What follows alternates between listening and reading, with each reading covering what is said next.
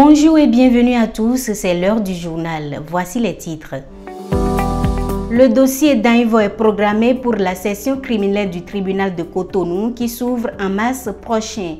Faut-il reprendre des cadeaux offerts à son ou sa partenaire après une rupture? Les avis des Béninois à suivre dans ce journal. Puis, dans le cadre des préparatifs de la CAN 2025, le Bénin affronte le Maroc en amical en juin prochain. Les détails. Au Bénin, l'affaire d'Aivo refait surface après plus de 10 ans. Selon les informations rapportées par BIP Radio, le procès est prévu pour mars 2025. Le dossier d'Aivo est une affaire criminelle béninoise qui a commencé avec la disparition d'un ancien cadre du ministère de l'économie et des finances du Bénin, Pierre Hubin Daivo, le 17 août 2010, alors que ce dernier rentrait de son service. Quelque temps après, un corps est exhumé à Aboumé-Calavi, au domicile de Kodjo Alofa, principal suspect dans l'affaire. Pour rappel, Kodjo Kossi Alofa est un charlatan, un repris de justice, impliqué dans plusieurs affaires de vol. Il a été arrêté avec son présumé complice Donatien. Emprisonné à la prison civile de Missérété, il s'évade le 3 février 2015, la veille de son procès. Après un mois de cavale, il est de nouveau retrouvé le 15 mars 2015 à Lomé et extradé au Bénin. L'affaire avait déjà été présentée au tribunal, mais n'a jamais connu de jugement. Le corps de Willy Mignon est rapatrié sur Cotonou depuis le lundi soir. L'artiste est mort d'un arrêt cardiaque au Burkina Faso le 4 février 2025. À l'aéroport de Cotonou le lundi 17 février, plusieurs artistes et acteurs du monde culturel se sont mobilisés pour accueillir la dépouille mortelle. Je vous invite à vivre l'ambiance de ce retour au pays à travers ce reportage que nous proposent Kenneth Eganwi et Ostave Capo. Willy Mignon est de retour au pays, du moins sa dépouille mortelle. Le corps de l'artiste est rapatrié au Bénin dans la soirée de ce lundi 17 février 2025. Déjà à 18 h, plusieurs personnes, fans, amis, artistes, proches et parents du concepteur de Noudiou étaient présents à l'aéroport de Cotonou pour l'accueillir. Sur le visage de son ex-manager et responsable du comité d'organisation des obsèques, la tristesse est palpable, le moral est au plus bas. État d'âme, je pense que vous devez le savoir. Mettez-vous à ma place et je pense que vous pourriez comprendre ce que je ressens là. C'est un peu ce que la famille ressent, c'est un peu ce que tous ceux qui étaient proches de lui ressentent. C'était quelqu'un de formidable, quelqu'un de magnifique, donc perdre quelqu'un comme ça, c'est chaud. D'autres ne croyaient toujours pas encore au décès de l'artiste, à l'instar de ce musicien et comédien qui se présente comme son bon petit. Il ne peut pas me laisser comme ça. C'est pas ce qu'on s'est dit. Vraiment, ça fait mal. Ça fait très mal. En tout cas, je n'ai pas les mots quand même. Que son âme repose en paix et qui veille sur nous. Ce ne sont pas encore les funérailles de l'artiste. À l'aéroport de Cotonou ce lundi soir, il ne s'agissait que du rapatriement du corps. Mais en attendant l'arrivée de l'avion qui ramenait le prince du Noudiou au Bercail, Kwakambière, la plupart des acteurs culturels présents retiennent la passion qu'il nourrissait pour son art. Willy, c'est quelqu'un qui aimait la musique béninoise, qui voulait l'évolution de la musique béninoise. Des arrangeurs comme Willy, il n'y a pas beaucoup. Des ingénieurs de son comme Willy, il n'y a pas beaucoup. Tout ce que nous pouvons lui souhaiter, c'est que son âme repose en paix. Il est très gentil, ouais, parce qu'on ne peut pas plaire à tout le monde. Sinon, Willy Mignon, c'est un 10. Si aujourd'hui, moi-même, je suis un artiste, chanteur, comédien, c'est grâce à Willy Mignon. Willy Mignon, il est comme papa pour moi. C'était vraiment un bâton. C'est quelqu'un qui s'est battu jusqu'au bout pour son art. Toujours présent pour les autres, toujours disponible. Willy, comme ils aiment l'appeler, a tout donné pour la musique. Même avant sa mort, à la suite d'un arrêt cardiaque le 4 février dernier, il avait des projets en cours. Cette animatrice télé vedette ne pouvait pas s'empêcher de faire une confidence. Quand j'entends le nouveau projet qui doit venir là, son nouvel album qu'il est en train de préparer avec Sergio Machiavelli, et sur les 10 titres, il n'avait pu faire que 3. Et l'album est toujours là, c'est pas sorti. Et entendre qu'il est parti comme ça, je ne sais que dire. Un peu après 19 h 30, le cercueil de Willy Mignon apparaît sur un traîneau et met la foule en ébullition. Tout le monde veut voir à quoi ressemble le cercueil.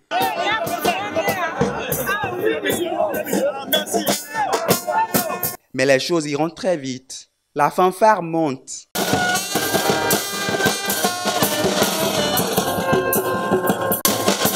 Le cercueil est vite recouvert du drapeau national et transféré dans le véhicule des pompes funèbres. Un long cortège se forme aussitôt à la sortie de l'aéroport et s'ébranle vers la morgue de PK14. C'est là que repose le cadavre du concepteur du Nudiou en attendant les funérailles prévues pour début mars. L'édition 2025 du Festival panafricain du cinéma et de la télévision de Ouagadougou FESPACO s'ouvre le samedi 22 février prochain. Le Bénin y participe avec près d'une dizaine de productions sélectionnées. Le film Non-Vie en fait partie. C'est un court-métrage de la jeune réalisatrice Seka Metchaou. Le film est sélectionné dans la catégorie Souka Bay et sera projeté au cours du FESPACO 2025. Dans l'élément qui va suivre, la réalisatrice de Non-Vie nous parle de son film au micro de Kenneth Eganwi, Christiane Aïssi et Jacob Avossetien. Non-Vie parle de Fifame et Kokou, des frères et sœurs qui vivent en marge de la société, ils vivent dans la brousse. Et en gros, ils se nourrissent des récoltes des paysans qu'ils volent. Donc, un jour, en allant voler un paysan, il tombe sur lui et découvre qu'il a été poignardé par quelqu'un. Et le jeune frère, avec son innocence et son jeune âge, demande à la grande sœur qu'ils essaient de sauver le paysan. Et la grande sœur s'y oppose catégoriquement parce qu'elle a peur que le paysan découvre qu'ils étaient là pour le voler. Et du coup, le petit a vraiment insisté. Après, la grande sœur a cédé, ils ont essayé de sauver le paysan. Sauf qu'ils se sont retrouvés pourchassés par les assaillants du paysan parce que voilà, eux, ils recherchaient le paysan et ils essayent de sauver le paysan. Donc, ils se retrouvent dans le viseur des ennemis du paysan. C'est de la pure fiction et en même temps, c'est inspiré de mon enfance. Donc, ce vécu-là du chant, mettre le film dans un décor champêtre, ça vient de là. Non-Vie, c'est ma première sélection FESPACO. C'est ma première sélection d'ailleurs en festival, tout autre festival. L'intégralité de cette interview à suivre sur notre site internet. Après l'amour, ce n'est pas la guerre, dit-on. Mais il arrive qu'après une séparation amoureuse, certains estiment qu'il faut reprendre les cadeaux qui ont été offerts au cours de la relation. Je vous propose d'écouter l'élément suivant réalisé par Shekinat Adjahou et Jacob Avossetien sur la question. Ouais, je vais réclamer. En tout cas, c'est possible. Je vais réclamer avec intérêt. Les échanges de cadeaux dans une relation amoureuse sont souvent considérés comme un gage d'amour, de tendresse et d'affection pour son ou sa partenaire. Offrir des cadeaux permet de renforcer la connexion émotionnelle entre deux personnes car cela permet de créer des souvenirs partagés et des moments de joie. Mais il arrive qu'après une rupture amoureuse, certains conjoints demandent à récupérer les cadeaux qui ont été offerts au cours de la relation. Est-il acceptable de réclamer les cadeaux qui ont été offerts après une rupture amoureuse? Certains citoyens se sont prononcés sur le sujet. Là, c'est impossible parce que je lui ai donné ça parce que je l'aimais. Et puis maintenant, c'est fini entre nous. Pourquoi réclamer ce que je dis? Non, pour moi, c'est pas possible. C'est pas possible parce que au cours de la relation, tu l'as offert quelque chose. C'est que ça vient du cœur, quoi. Et maintenant, tu réclames parce que vous n'êtes plus ensemble là. Ça veut dire que tu ne l'as jamais aimé. C'est pas authentique, quoi. Parce que ce que tu as donné, c'est que tu as donné avec le cœur. Tu as donné, puis c'est fini. Tu oublies ça et tu passes à autre chose. Pourquoi réclamer? C'est pas la peine.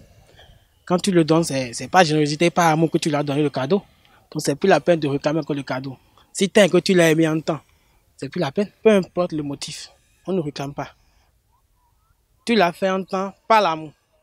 Sauf si tu l'aimais pas, même si tu l'aimais pas, tu ne dois pas réclamer. C'est pas générosité en fait. Si pour certains, il est hors des questions de réclamer les cadeaux offerts, d'autres par contre pensent qu'il est nécessaire de les réclamer, surtout lorsqu'il s'agit d'objets coûteux. Je réclame parce que j'ai donné. Et l'argent, c'est pas regarder là et prendre. J'ai donné avec tout l'amour possible. Et si jamais il me fait quelque chose de très très mal, alors je réclame tout. Tout. Par exemple, il fête son anniversaire, puis il l'a offert. Et il m'a fait quelque chose et puis on a rompu. On n'est plus ensemble. Dans ce cas, je vais réclamer. C'est possible de reprendre les cadeaux. Et en plus, ça dépend de ce que le ou la partenaire a fait. Celle avec qui moi j'étais, quand on a eu une petite dispute là et quand on a rompu ensemble, moi j'ai pris tous mes cadeaux parce que en griffe, elle m'a trompé avec mon meilleur ami et ça m'a vraiment énervé à tel point que j'étais obligé de prendre mes cadeaux. Donc il y a aussi certaines personnes qui le font juste par colère, par effet de jalousie, ils se disent bon, tu m'as trompé, tu m'as fait telle chose, quand tu m'as fait ça, je suis obligé de reprendre mes cadeaux. Et à la fin, quand ils trouvent un point d'entente, ils sont obligés de retenir les cadeaux. Mais si la discussion recommence, ils prennent encore les cadeaux. Donc pour ma part, en tout cas, moi je pense que c'est obligatoire de reprendre les cadeaux que vous aviez offerts à votre partenaire après une dispute. Après une rupture amoureuse, surtout lorsque celle-ci ne s'est pas terminée sur de bons termes, certains partenaires sont souvent tentés de réclamer l'ensemble des cadeaux qui ont été offerts au cours de la relation. D'un côté, il existe des arguments en faveur de la possibilité de récupérer certains objets, surtout lorsqu'il s'agit d'objets symboliques, tandis que de l'autre côté, cela pourrait être perçu comme un comportement inapproprié. Un début de soulagement pour l'Église catholique. Le pape François, hospitalisé depuis quelques jours, voit sa santé s'améliorer progressivement. C'est ce qu'il faut retenir d'un communiqué du Vatican ce mercredi matin. Que faut-il réellement savoir au sujet de la santé de ce pape de 88 ans qui ne cesse d'enchaîner maladie sur maladie depuis 4 ans? Voici la réponse que nous proposent Kenneth et Ganwi. Des difficultés à respirer, c'est ce qui a conduit à l'hospitalisation du pape François depuis le vendredi 14 février à l'hôpital Gemelli de Rome. 5 jours après, le souverain pontife a passé une première nuit paisible, a annoncé le Vatican tôt ce mercredi. La veille, François a subi un scanner thoracique qui révèle une pneumonie bilatérale. Le jour de son hospitalisation, des examens avaient déjà révélé que le pape souffre d'une infection des bronches. Dans sa jeunesse, il avait déjà subi une ablation partielle d'un poumon. À 88 ans, les ennuis de santé du pape l'empêchent déjà de jouer son rôle à la tête du pontificat. Dimanche 16 février, François n'avait pas présidé l'Angelus et ce sera pareil dimanche prochain. Malgré l'amélioration annoncée de sa santé par le Vatican, c'est un autre membre de la curie romaine qui présidera la célébration dominicale. En dehors de la pneumonie bilatérale, le pape, qui sera nonagénaire dans 2 ans, traînait déjà plusieurs autres maux, notamment des problèmes de hanches, de vives douleurs au genou qui l'obligent à se déplacer en fauteuil roulant, ou encore l'opération d'une hernie abdominale en juin 2023. Dans la presse italienne et européenne, tout cela suscite déjà des interrogations. François va-t-il recourir à la renonciation comme son prédécesseur ou ira-t-il au bout de son pontificat comme la plupart des papes de l'Église catholique? Seul François lui-même pourra donner vie à l'une ou l'autre de ces éventualités. À l'international, hier mardi 18 février, des négociations entre Américains et les Russes se sont tenues à Riyad pendant 4h30. Les échanges ont principalement porté sur les modalités de la prochaine rencontre entre Poutine et Trump. La question de la guerre en Ukraine a été également abordée au cours des discussions. Le point avec Raouf Tosno.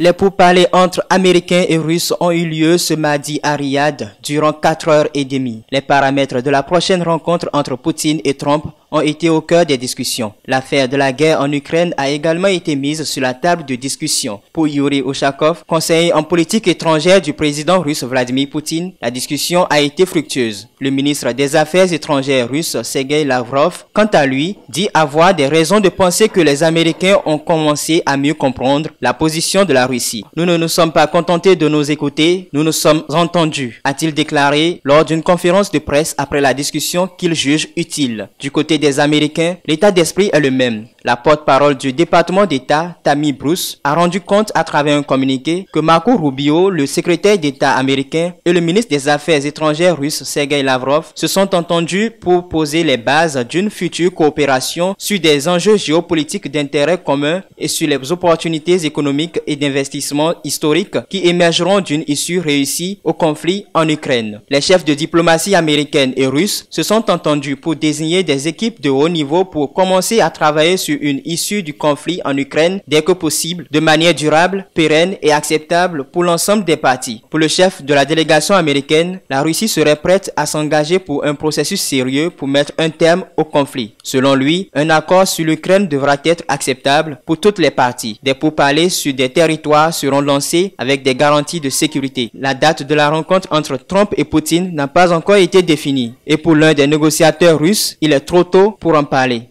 En sport, les Lions de l'Atlas accueilleront les Guépards du Bénin en match amical en juin prochain à Rabat dans le cadre des préparatifs de la CAN 2025 au Maroc. Une rencontre confirmée par le sélectionneur béninois Gernot Rohr. Les détails dans cet élément de Josué Bougla. Les Lions de l'Atlas croiseront le feu avec les Guépards du Bénin lors du match amical prévu en juin prochain à Rabat. L'information a été confirmée par Gernot Rohr, sélectionneur de l'équipe béninoise. Cette rencontre s'inscrit dans les préparatifs de la Coupe d'Afrique des Nations 2025 qui se tiendra au Maroc. Actuellement classé 94e au classement FIFA, le Bénin évolue dans le groupe D aux côtés du Sénégal, de la RD Congo et du Botswana. De leur côté, les Marocains hôtes de la compétition figurent dans le groupe A avec les Comores, le Mali et la Zambie. Ce match leur offrira l'occasion d'affiner leur automatisme et d'évaluer leur effectif en vue du tournoi. Pour les Guépards, ce sera un test de taille face à l'une des nations favorites de la CAN. Un duel intéressant en perspective qui servira de baromètre aux deux sélections à quelques mois du coup d'envoi du rendez-vous continental. C'est la fin de cette édition de journal. Merci de l'avoir suivi. Suivez-nous sur notre site internet pour d'autres programmes. À très bientôt.